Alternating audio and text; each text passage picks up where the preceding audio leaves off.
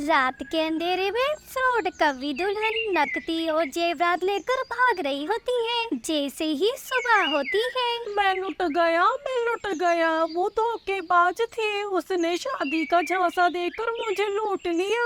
वो बेचारा कौवा ऐसे रोता रह जाता है। माँ देखो तो, असली सोने के गहने हैं और साथ में 10,000 भी है। इस बार तो बहुत अच्छा शिकार मिला था बेटी। माँ अब इस जंगल में कोई नया शिकार ढूंढते हैं। नदी पर कौवों का आना जाना है। मैं ये गहने बेच कर आती हूँ और तुम झरने पर जाकर नए शिकार की खोज करो।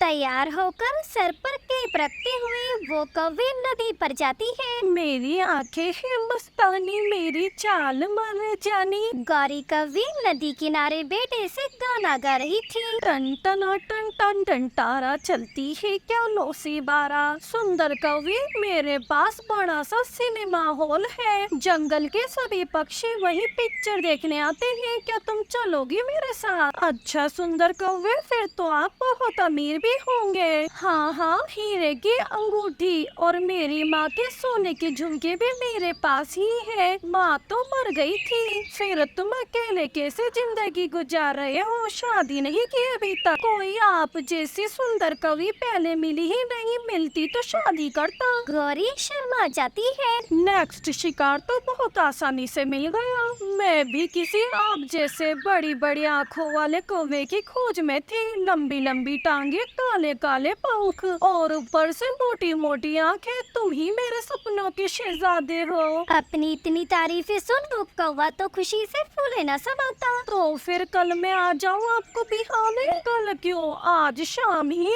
नदी के पास पीपल के पेड़ पर घर है हमारा। ओहो, मैं तो भूल गई, हमारे परिवार की एक परंपरा है। बताओ बताओ, क्या परंपरा है? पहले पहले दिन दुल्हन अपने दूल्हे के लिए मीठी कोई चीज खाने को बनाती है। आपको मीठे में क्या पसंद है जी? गुलाब जामुन। मुझे तो गुलाब जामुन पसंद है। तो फिर मैं जाकर तैयारी कर लूं, आप भी शाम को आ जाना। गौरी नदी से चली जाती है। 1 2 3 4 5। गौरी बेटी 5,000 में बिके हैं वो गहने। माँ जल्दी करे, अगला शिकार बहुत अमीर है। मैंने उसे अपने जाल में फंसा भी लिया है। वो आज शाम को ही मुझे बिहाने आ रहा है। बेटी इतनी जल्दी कैसे होगा सब? माँ मैं तैयार होकर दुल्हन बनती हूँ, तब तक आप मिठाई की दुकान से गुलाब जामुन लेकर आए। फिर गौरी की माँ गुलाब जामुन लेने चली जाती है और गौरी कवि आईने के सामने बैठकर तैयार होने लगती है। मोटी मोटी आंखें, लंबी लंबी टांगे। मैंने तो पहले कभी खुद पर इतना गौर ही नहीं किया। मैं बहुत सुंदर हूँ। ऐसा सोचते हुए वो कौवा भी तैयार हो रहा था। फिर शाम को गौरी कवि दुल्हन बने अपनी माँ के साथ अपने दूल्हे का इंतजार करने लगती है। माँ गुलाब जामुन में बेहोश करने वाली दवा मिला दी है ना? हाँ हाँ बेटी, मैंने दवा मिला दी है, मगर अभी तक वो कौवा आया नहीं। माँ वो जरूर आएगा, जितनी तारीफें की है मैंने उसकी, वो जरूर आएगा। दूर से गौरी कवि दुल्हन एक कौवे को सर पे पगड़ी पहने हुए आता देखकर खुश हो जाती है।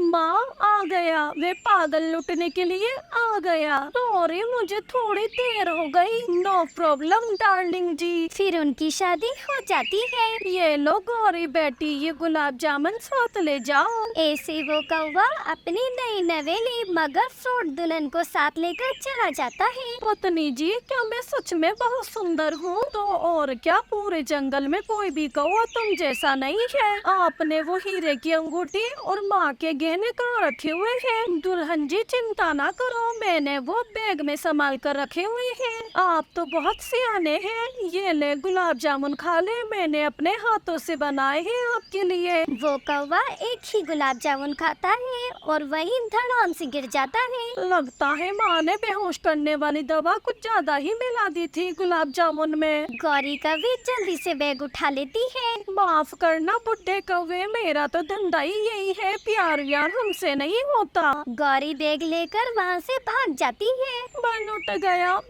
गया। वो कौवी तो धोखेबाज थी, वो मुझे चूना लगा गई।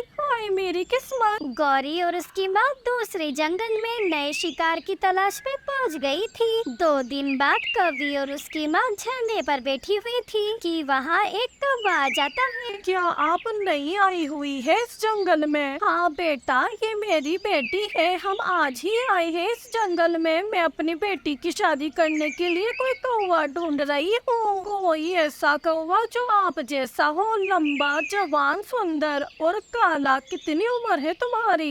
90 साल। मैं अभी 90 साल का ही हुआ हूँ। फिर आप कैसे बुढ़े हुए? आप तो अब भी जवान है। बात बढ़ती है और फिर वे कौवी कालू कौवे को अपने जाल में फंसा लेती है। जी आप तैयार रहना, मैं शाम को ही आपको बिहाने आ जाऊंगा। मैं इंतजार करूंगी सुंदर कौवे आपका। गौरी और उसकी माँ चली जाती है। तभी वहाँ पर एक कबूतर आ जाता है। मैंने सब सुन लिया है, ये कौवे बहुत बड़ी धोखेबाज है। ये कौवों से शादी का चक्कर चला के उन्हें लूट भाग जाती है। मैं वो पंडित हूँ जिसने इसकी पिछली शादी कराई थी। पंडित जी, क्यों मेरे अरमानों पे पानी फेर रहे हो? मैं सच कह रहा हूँ, कुछ दिन पहले इस कौवे ने हमारे जंगल के कौवे को ऐसे ही लूटा है। शादी तो मैं करूँगा इससे, मगर इस बार ये भाग नहीं सकेगी। शाम को कालू कौवा दूल्हा बना जाता है और दोनों की शादी भी हो जाती है। बेटी ध्यान से, ये कौवा मुझे थोड़ा होशियार लग रहा है। माँ, आपकी बेटी से ज्यादा नहीं होगा। पति जी, मैं आपके लिए दूध नहीं बल्कि मिल्क शेक लाई हूँ। मुझे मिल्क शेक बहुत पसंद है और मैं जानती हूँ मेरी पसंद आज से आपकी भी पसंद होगी। कालू तो सब समझ रहा था कि गौरी ने मिल्क शेक में दवा डाली हुई है नींद की। पत्नी जी, पहले मेरे लिए पानी का गिलास ले आए। वो कौवी दुल्हन जैसे ही पानी लेने जाती है, कालू कौवा अपना गिलास उसके गिलास से बदल देता है। बड़ी आई मुझे चूना लगाने वाली। लूटा होगा तुमने हजारों कौवों को, लेकिन अब पाला तुम्हारा कालू कौवे से पड़ा है। और जैसे ही गौरी मिल्क शेक पीती है, वे वहीं पर धड़ाम से गिर जाती है।